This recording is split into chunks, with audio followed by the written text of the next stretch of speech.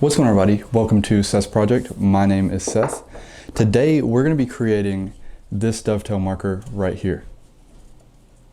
These are for sale, so if you want one, make sure to check the link in the description. Real quick, I want to give you guys an update. I haven't uploaded in a while, mainly because this was a video that I was going to upload, this dovetail box right here, and it's actually my first aid box. Opens up just like that. Won't go too in depth on this right now. I had a breakout right here, which resulted in 5 stitches in this finger, and I'll show you guys a picture of that later on in this video, I believe. And yeah, and also I might be switching shops soon to a much bigger shop. But anyway, let's get into this pretty thorough video of how I actually made this dovetail. Thanks. Okay guys, get this cable figured out. All right guys, first thing you need to decide whenever you're doing your dovetail marker is what kind of wood you want to use. For me, I'm going to be using this piece of tiger maple. Let's see if you guys can see this. Probably not, but I'll show a little B-roll footage of the tiger maple. That's going to be my pin board, and I take that back. It's not my pin board. That's going to be my tail board. This will be my pin board, this piece of purple heart. I don't know how well you guys can see that either, but again, there'll be B-roll footage of that. Now, I'm gonna see what it looks like before I stain it, see if I like it, but I would love to try out this kind of like antique stain on the maple, because I think that'd be a kind of a cool combination with the purple heart, and I'd like to try that. But the first stage is to dimension this lumber to my right dimensions. I want to be able to get 3 dovetail markers out of this, so probably about this long, this long, this long. So 3 out of that piece of purple heart, and I'm actually going to be resawing this in half, and I'm going to be able to get 6 pieces out of one board and then 6 pieces out of another, so a total of 12 out of this piece of tiger maple, which is awesome because I don't have much left over of this tiger maple to do projects with. So it's kind of cool that I can get 12 out of those. And yeah, so I'm not actually going to record any of the dimensioning process on this because I would love to save that for a separate video. So I can have different videos on my channel specific to different things like certain joints and whatever. And for that video, I'd love to save the dimensioning and everything for another time in another video. So look forward to that, guys.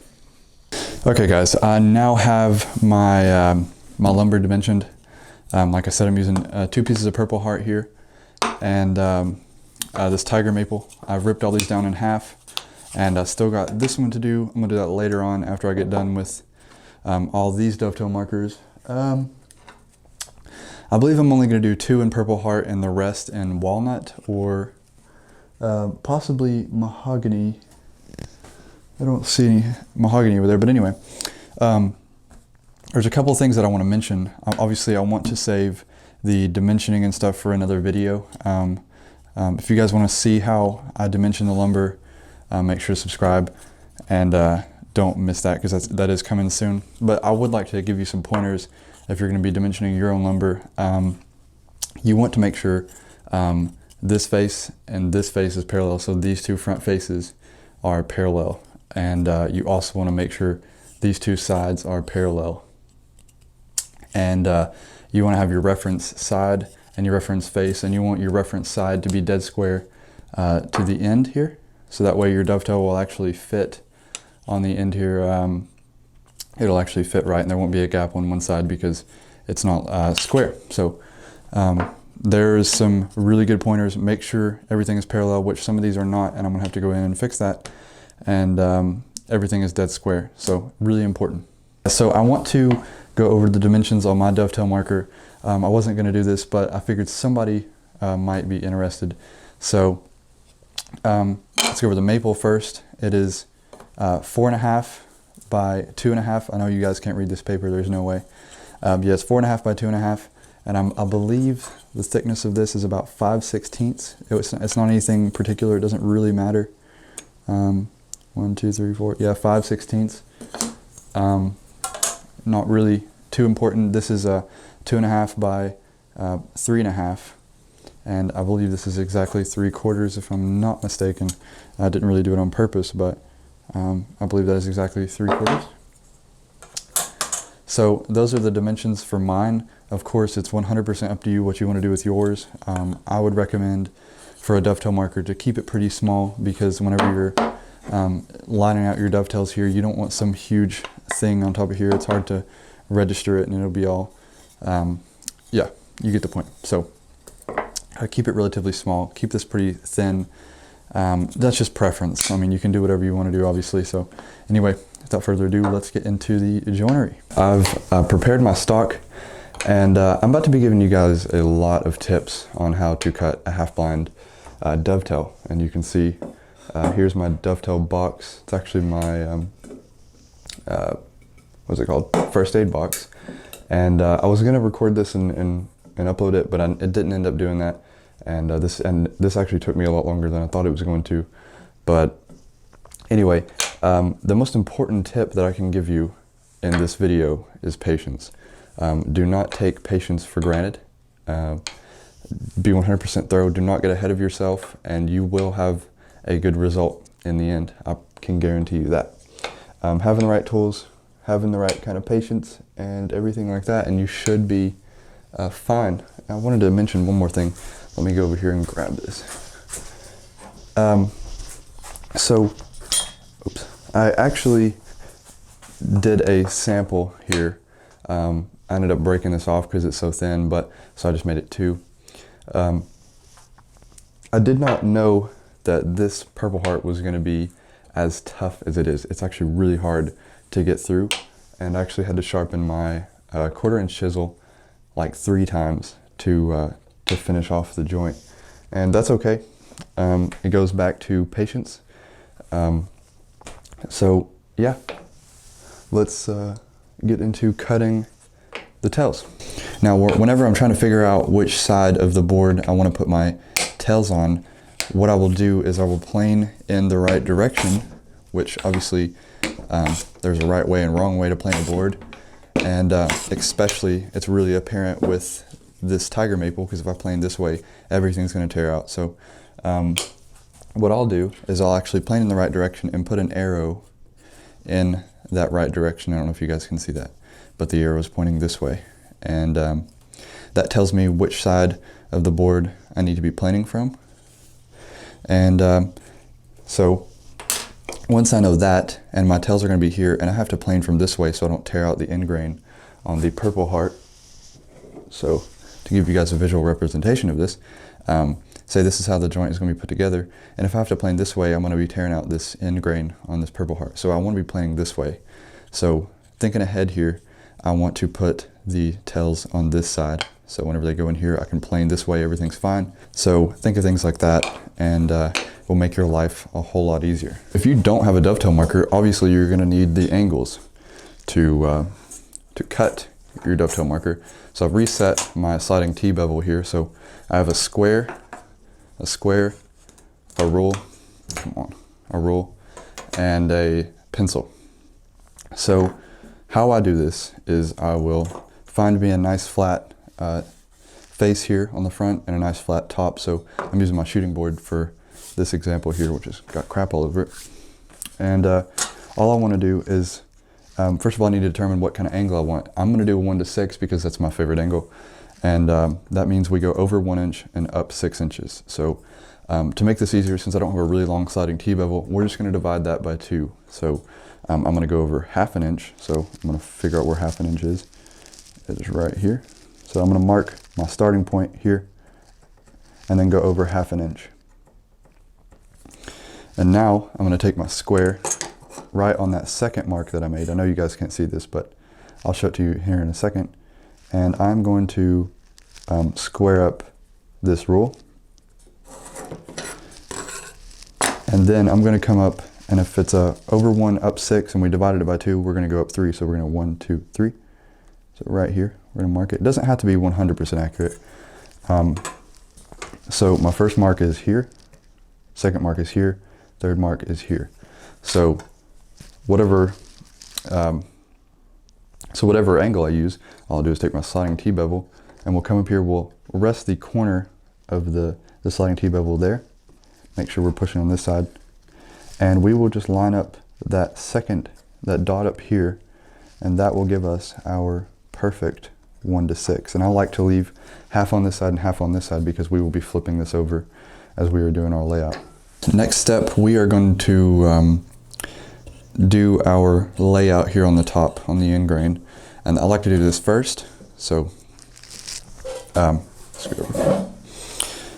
First of all, we don't have to be too precise here. Let's just see if we can't eyeball 3 here. We don't have to be perfect. And I'm just going to close this up.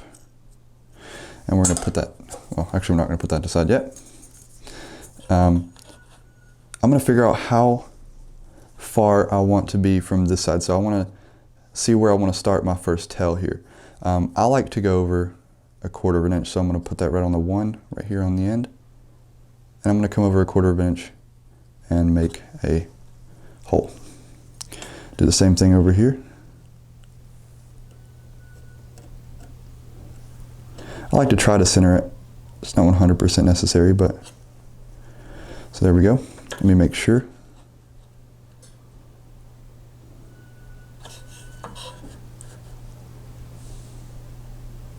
That looks pretty good. And this is all 100% preference. So I just now realized how long this video is about to be. That's okay. I meant to go pretty in depth with this anyway, so if this video is 40 minutes long, then let it be 40 minutes long. So now we're just gonna we won't put much pressure here, but I want to get three tails out of this, so I'm gonna keep on going here with my dividers. Hopefully you guys can see this. And I'm just gonna try to get 3.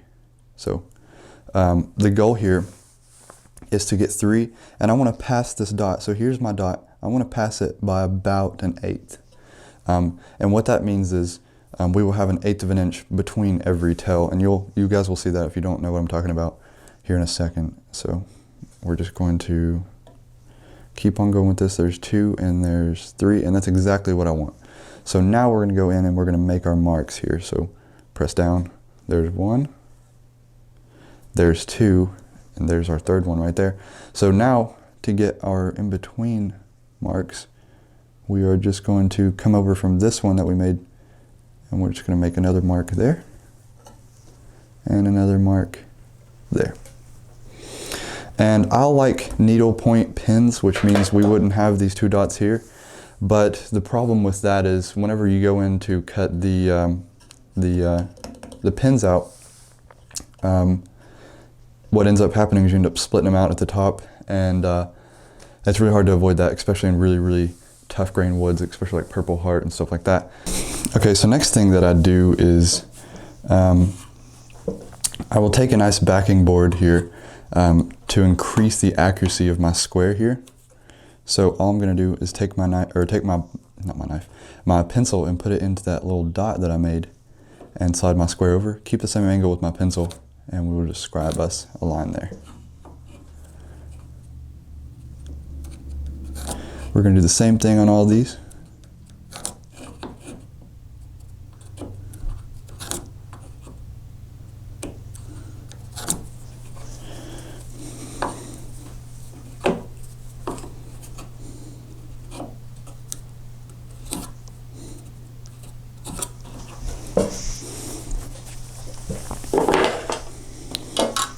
Now all I'm gonna do here is I'm going to take my dovetail saw, and I'm gonna start on this side of the wood. Obviously we haven't laid out our dovetails yet. All we're gonna do is we're gonna set a square kerf on the top of this end grain.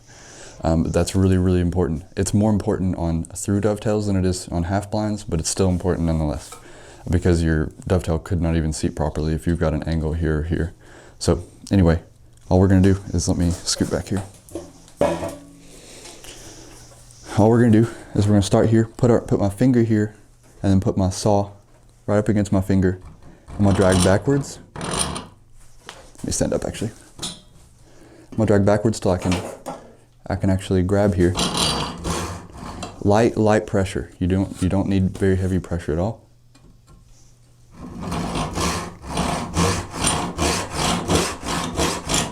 And we're just gonna slowly drop down onto our line. And we're not going to set a very heavy kerf because we still need to change the angle.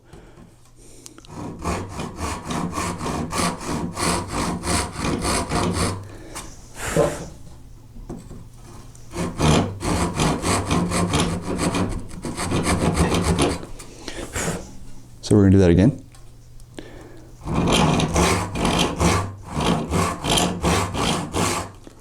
And this is something that takes practice. And if you guys want to, you can take a scrap piece and you can try this on a scrap piece. That's what I would recommend.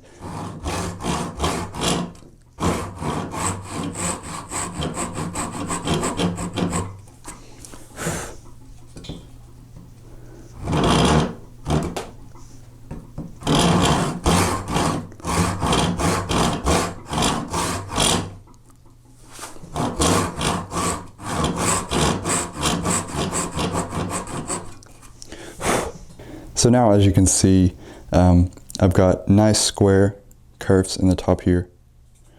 Now let's line out our tails. Now we need to figure out our depth for our tails. So I like to come onto my pin board and I like to just eyeball out how far along that I want to go here. And I think that's looking pretty good for the look I'm going for.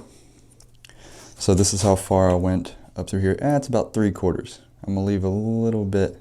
Actually, I'm gonna go a little farther than that. Maybe not that far.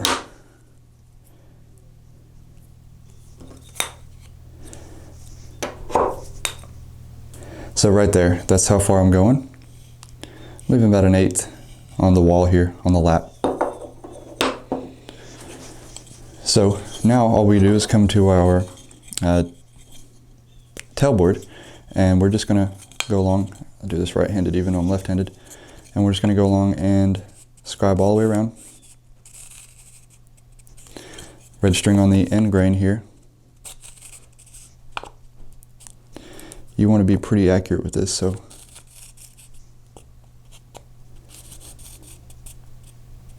and I don't leave a deep enough line to so that I can't plane it out later on.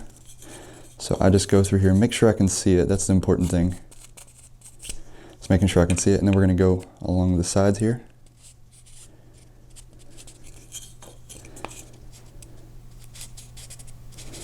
So there we go. I know you guys probably can't see that, but that's my depth. Now if I line this up here, I go about that far in. Alright guys, now that we still have the pin board out, I'm going to take my gauge and I'm going to run it along the end grain here. We don't actually have to go all the way across because when we cut out the side pieces here, they won't go all the way across. So we're going to go all the way over, but we don't meet the ends. There's no point in going all the way. So we'll make that pretty deep. So there we go. I don't know if you guys can see that. Let me see if I can. So yeah, you can see it right there. Doesn't go all the way across, no point. Okay, so now I'm going to start laying out the angles for the dovetail. I've already laid out one. So I'd put it this way around. I'm going to go ahead and line it up on that line. And I would normally do this in the vise, but it's too small, so I'm just going to hold it pretty firm, and we're just going to mark. I wanted to mark that far down. I didn't really mean to do that, but it's okay. So yeah, we're going to go on every other one in the middle. And here I'm going to flip it around and actually go this way. So after you draw all your lines, this is what you should get. You should get your dovetails. I don't know if you guys can see that. So now it is actually time to finally get the dovetail saw out, and we are going to saw them out. So I'm going to give you guys a little bit of a tip here. Instead of putting it vertical in my vise, what I'll do is I'm going to match the angle that I cut the dovetail at. And the reason I do this is because we train, when we use back saws or Western saws, we train our hands to cut straight down. That's why we hold it at this grip.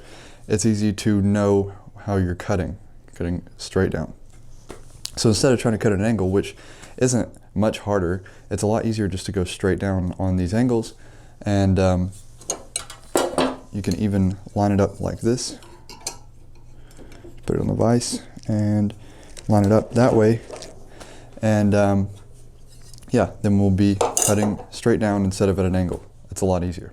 All right, now that we got our kerf, we got our lines in, we are now just gonna cut straight down to our baseline. Simple as that. Get off me, fly.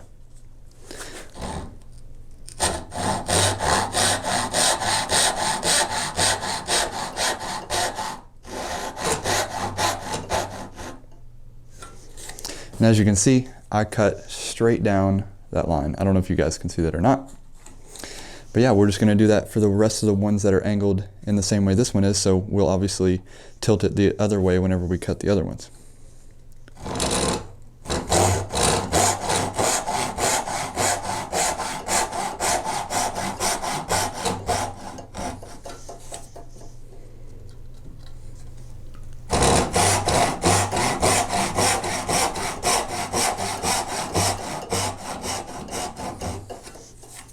And also remember guys, if you are having trouble getting your cut started, so it's just grabbing really bad, it's because you're putting too much downward pressure. What you need to do is you need to just have a really, really light grip on your saw. And you kind of let the weight of the saw go into the cut. And you should get a really nice smooth cut just like that.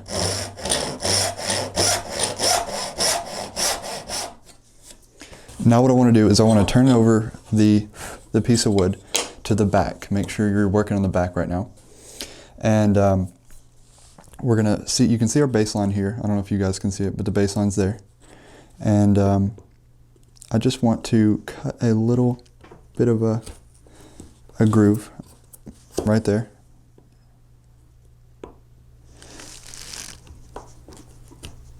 You can see what I'm doing. I'm just kind of chiseling back to that line. And if they don't flick off, we will come back in there with the chisel. There's a fly in here. Get out of here. And we'll grab our mallet, which I put all the way over there, and we will get a nice little chop. That should get rid of that.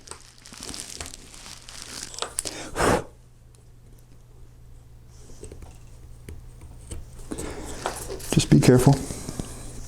If you want to, actually, you could come in here with a marking knife and just come through like that. Now you guys might be wondering why in the world I'm doing this. And that is because what I want to do is I want to set a, I want to basically do a rebate here. I want to make this, the dovetails a little bit thinner than this right here. So that way, whenever I go to register this on the end of the board, it'll actually have a stopping point and I won't have to worry about lining it up as much as I normally would. So now what we'll do is we want to make that just a little bit deeper here.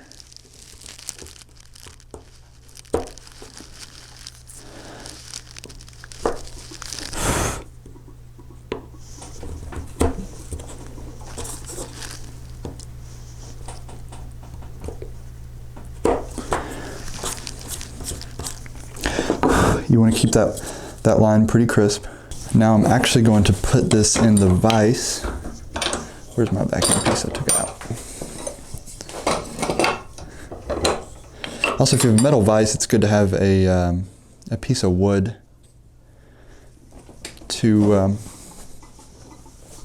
keep it from marring up the piece. So now we're just going to come here on the end grain. This freaking fly won't get out of here. We don't have to take very much at all off. Just a very small amount. Be pretty cautious with this. Set the chisel at about 90 degrees and we're just gonna start chopping down.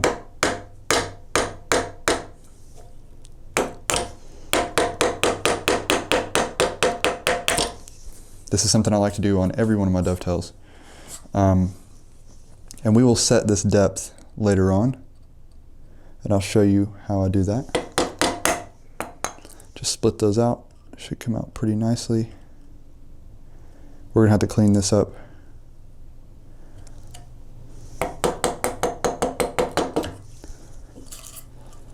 It kind of split out. Oh well.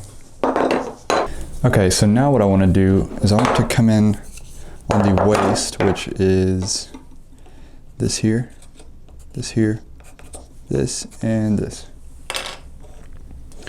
I'm going to come in about 1/16 from the line. So we'll go with this one.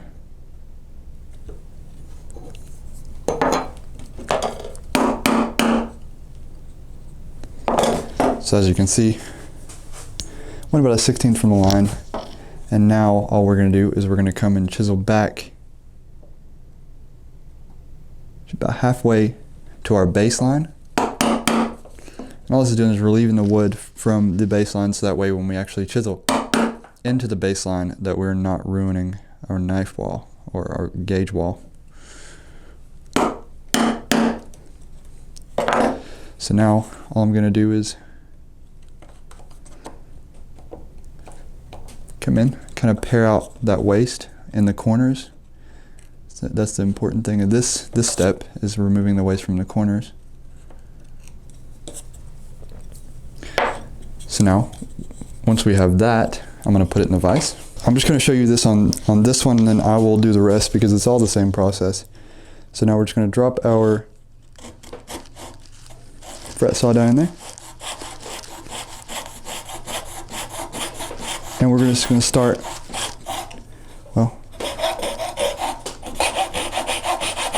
just going to start turning. We're going to get as close to that baseline as we can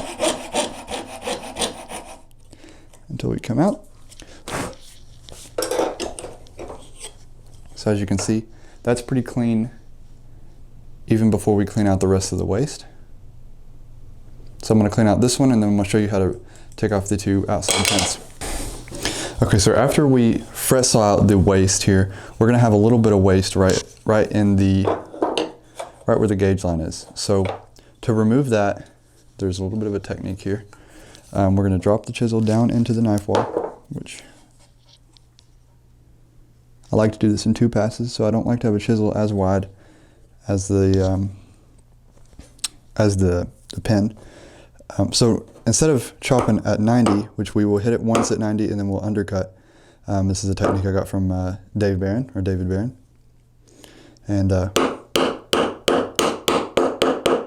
we'll just chisel about halfway, and then we will flip over, and we'll do it from this side.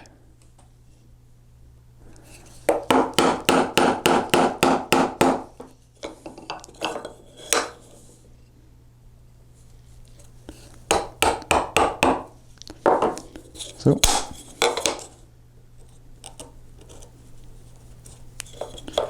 and push out that waist, get out of there. So that's looking a lot cleaner. Now what we want to do is we want to make sure everything is out of these corners. So this is the part where I would recommend spending a lot of time, because this will pull apart your joint. Okay guys, so now it's time to cut out this outside pin, and a little tip that I can give you is just to cut a little V groove, just like we did on the back there.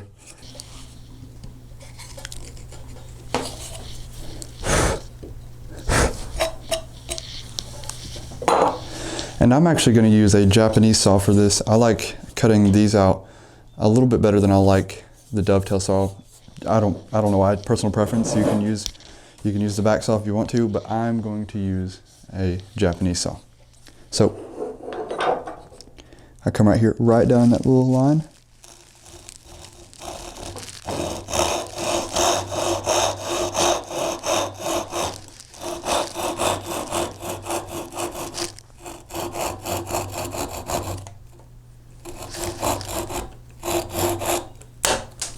There we go.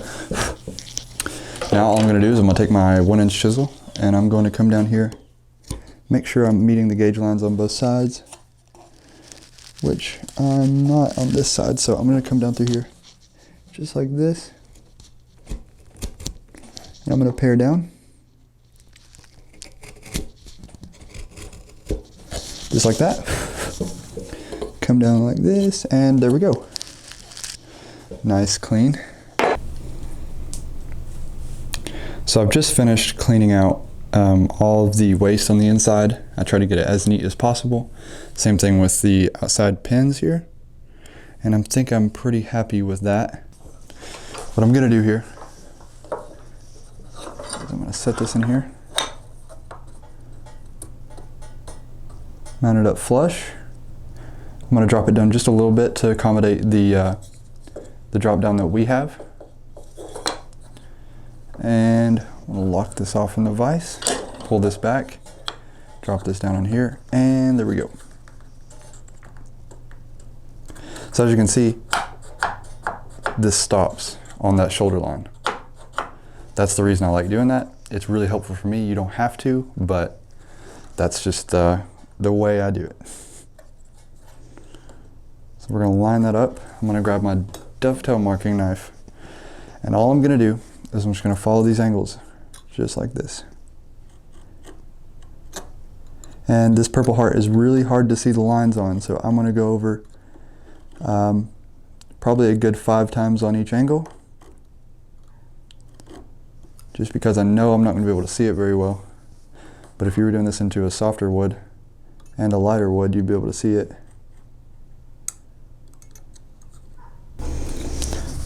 So there we go. And I cannot see those lines whatsoever. But I will come back in here with a nice sharp pencil. And if it's not sharp, sharpen it with a sharp chisel.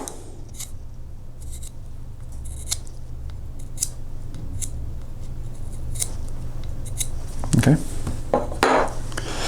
Now I'm going to see if I can't get my pencil to follow these lines.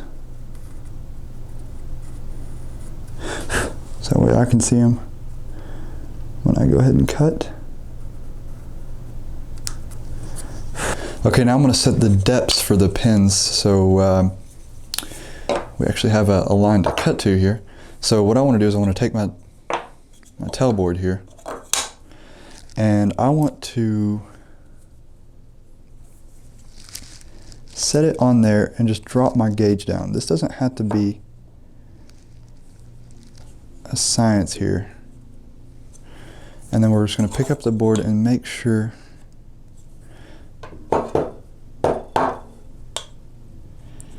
that we got it right here.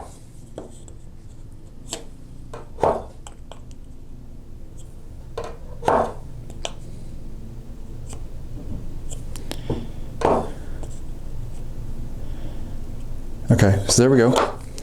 I've got my depth. I'm going to make sure that is all cinched up. We're going to find the right side. And here, you don't have to go all the way across, just like before. You can just go just like that.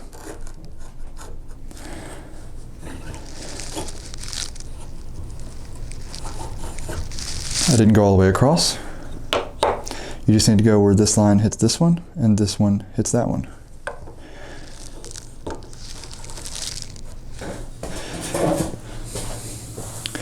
Alright guys, this next step is, to some people, the hardest step of the whole process, but all we're doing is following our line on top here that we made after we scribed these on here, so the lines that we made. And then we have our gauge line on the top that determines our width of our lap on the back. And then we have this line right here that establishes our depth. And now our goal is to follow this line and meet this line and this line at the exact same time. It's not hard. All you have to do is just follow the line. And I use the Japanese saw for this because I feel like I can see the line a little better. It's got a thinner curve.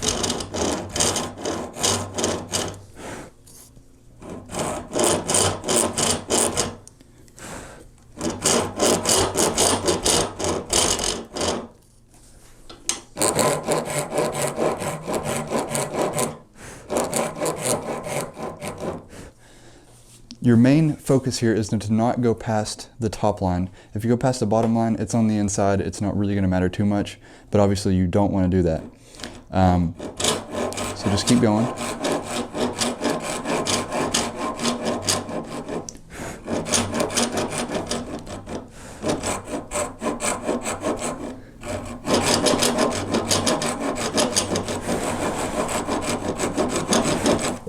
All right, there we go. So I have met both lines at the same time, dead on my line. And I'm pretty sure that's dead square, but if it's not a huge issue either. So I'm gonna go ahead and cut the rest of these and I'll come back to you guys. All right, so I've already chopped out 2 pins here, and I was gonna do the last one on camera. So what I do here is I'll start off on the front face, and I'll come in about a 1/16, and I will couple chops,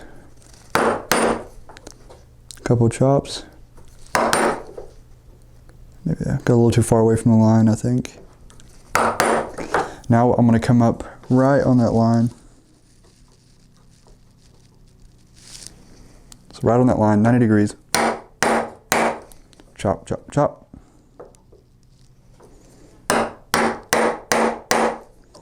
Just like that. So now, as you can see, I have a little groove in there now, right on that line. So now what I do is I'll take it and I'll put it in a vise.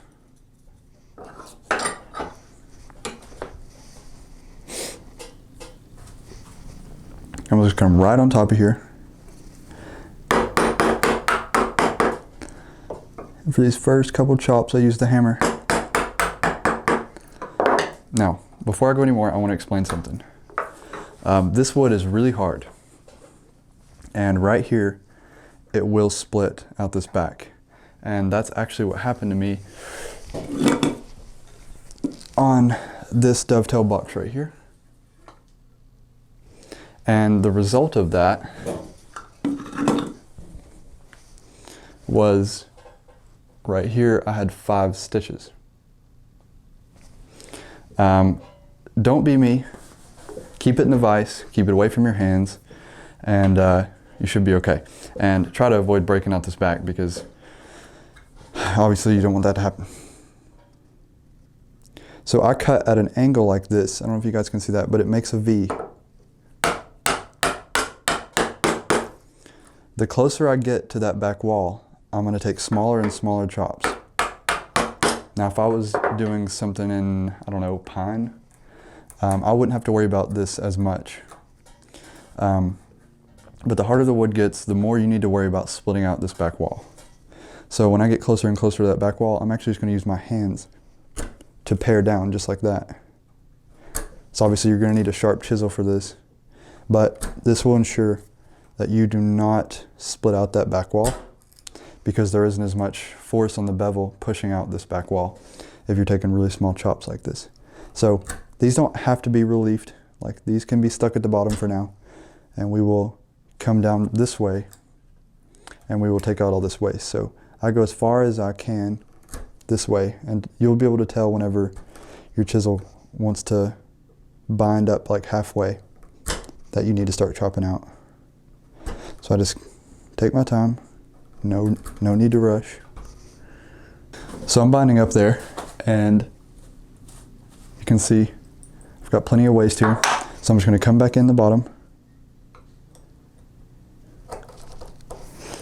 and I'm going to make sure I'm square here, and I'm just going to chop on the other side, and when I do my levering, I lever up this way. I don't lever on that wall. Just good practice. And we can start removing this waste until we get to the point where we stopped. Don't worry about the sides just yet. And normally this is a lot quicker, but since we're doing this in such hard wood, we want to kind of take our time, don't damage our tools too much. Don't really want to sharpen them again. At least not right now. So we're just going to continue chopping here. I believe that's close enough for me. And we're going to continue on paring this down. So make sure to put in your vise. Always be safe here, because there are a lot of bad things that can happen, like getting 5 stitches. I'll leave a picture of that on the screen. I took a couple pictures so you guys can see what that looked like. It's pretty nasty. I didn't even know it happened. till I turned over my hand and I was bleeding everywhere. And by everywhere, I mean everywhere. It's a clean cut, I believe down to the bone. I don't even have the chisel that I did that with anymore. Actually sold it. Sharpened it up, cleaned it up. I didn't sell it with blood on it. I don't even think I had any blood on it, to be honest. There was blood all over the workbench, the floor, the basement. And I was also home alone, so I had to call somebody without a hand. Anyway, let's continue chopping this out here.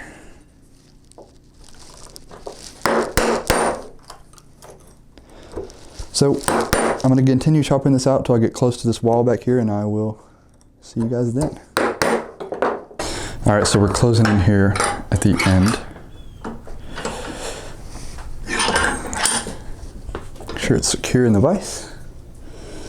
And we're just going to continue on. I promise you, if you are paring down thin enough to actually pare down by hand without using a mallet, then you should have no issues of the bevel actually pushing this back wall and cracking it out. So keep that in mind when you're doing this. I would only recommend you do this in really hard woods like this Purple Heart. Now I will say that this one actually did crack out, but see, it didn't do it bad enough to where you can actually see it. So sometimes you don't have to worry about it.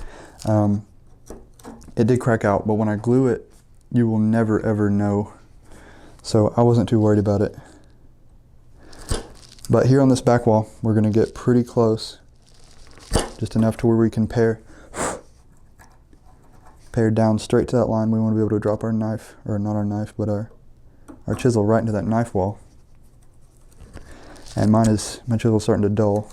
So if I was really doing this for real, I probably would sharpen up before I hit this back wall, because you want the bevel of the cutting edge of your chisel to actually drop into that knife wall pretty accurately.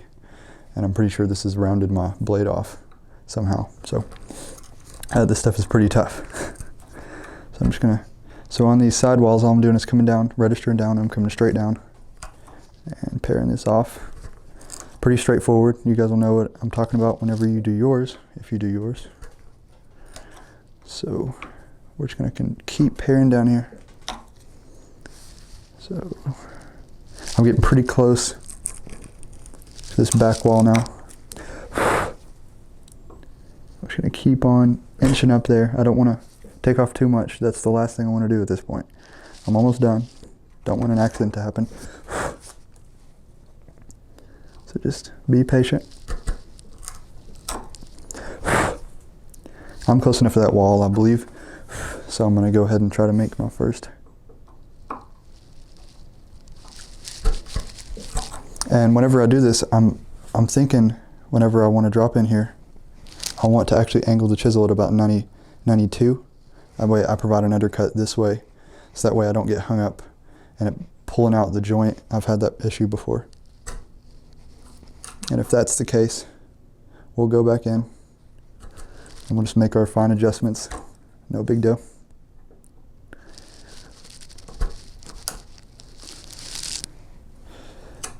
So, almost done here.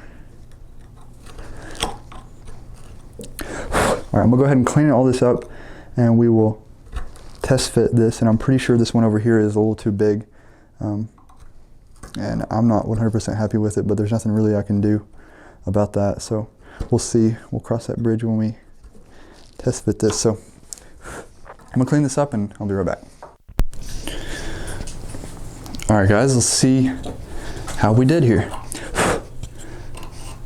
Pretty skeptical if this is gonna fit or not. Real quick, let me.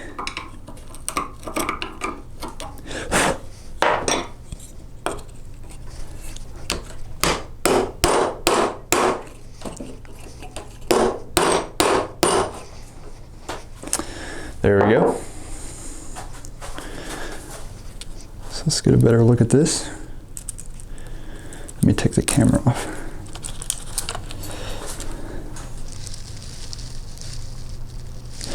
You can see There are little gaps right here and there. And I'm hoping the hide glue fills up those gaps, and we're gonna plane this flush here. And that looks, I'm pretty happy with that. We'll go ahead and take it out of the vise. Get a better look at it. Alright guys, so now that we have the dovetails done, we actually need to make the angles for the actual marker. So I've already put them on here, but I'm going to show you guys how I did that. So I reset up my gauge to another 1:6, but this time I actually did the real 1:6. So I put it here, and this is exactly 1:6. I don't even know where my marks went, but this is 1:6, and I made it long so I can actually register it here. So you can see I just registered there, scribed my line here, turned it around, and scribed my line on that side. It's a little bit hard to do, that's why I did it off camera, but you guys see how I did it. Now, after we put everything together, we glue it together, we plane everything flush. These might not be perfect, which is okay. We can fine tune the angles here in the end, so don't worry too much about if this is absolutely perfect or not. Okay, so now I just put it in the vise, and there's plenty of ways to do this.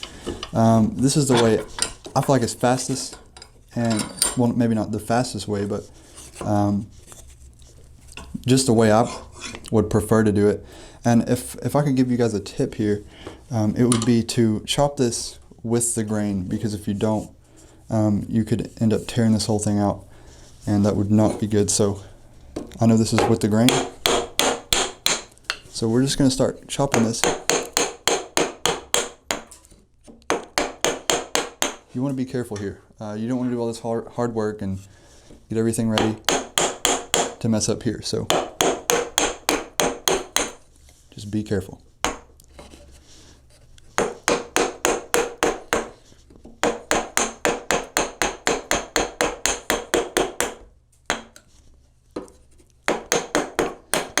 Doesn't matter what kind of surface you leave, because we will be running this over and fairing this right down to that line with the hand plane. So just get the bulk of the waste off.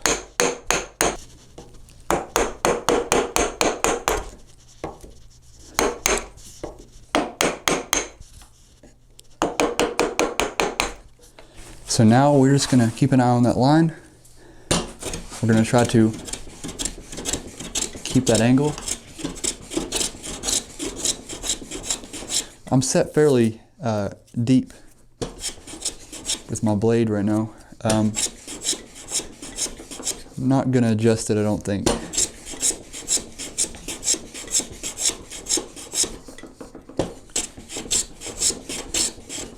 So if you're a little high on this side, make sure to plane some off that side, and you want this line to be parallel with the top pierce, and then you can start taking the full length. And if you feel yourself getting caught up, I like to take some paraffin wax, rub it on the bottom, and we're good to go. For my glue, I use Type Bond's hide glue. This stuff takes a while to set, so gives you plenty of time to assemble whatever you're trying to assemble, and that's good. I mean, obviously the only downside is that it takes a while to dry. So I use a popsicle stick that I buy on Amazon, buy like a pack of 100 or something for like, I don't even know, but they're really useful for gluing the sides here. What I actually do, I forgot, is I will just put this glue at the bottom here. I don't get any sort of good glue joint on end grain, but I like to put it at the bottom here, and I'll show you why. What I'll do is I'll actually cut it in half, and I'll spread it to this wall, and then I will spread it to this wall. So that way I don't have to constantly be putting glue on my stick. I can just quickly do this, and I think that is plenty enough glue for this, because this isn't some sort of structural dovetail. This is just for a marker, so I'm not going to put any on this one. So now we're just going to assemble it, I'm going to use a good technique by Frank Strazza. This is good for filling any sort of gaps or holes in your joint. He just throws some glue over it, knowing that I'm going to plane it off anyway. And you can just start shoving this glue into any hole that might be there. And that's good for hiding some mistakes if there is any. Your goal is to not have any. And your goal is also to have something to wipe off your hand here. So get a piece of paper towel or something. So every one of these surfaces is going to be planed and scraped off before we put any finish on it. So I'm not too worried about that. But I don't want that much glue. I believe that's good. So as far as clamps go, I have 2 small clamps here, and I will be I'll be clamping it this way. So I'm just going to put that down, get this out of the way. And one thing that is very important is to make sure that I'm clamping this dead square on the inside of here. Check again, I'm dead square. I'll show you guys that. Dead square. And honestly, I believe that's good. I've let this dry for a couple hours now, and I've tested it, and it is dry enough for me to plane. As you can see, it looks pretty rough, and that's okay because we're about to plane it. It's going to look really nice.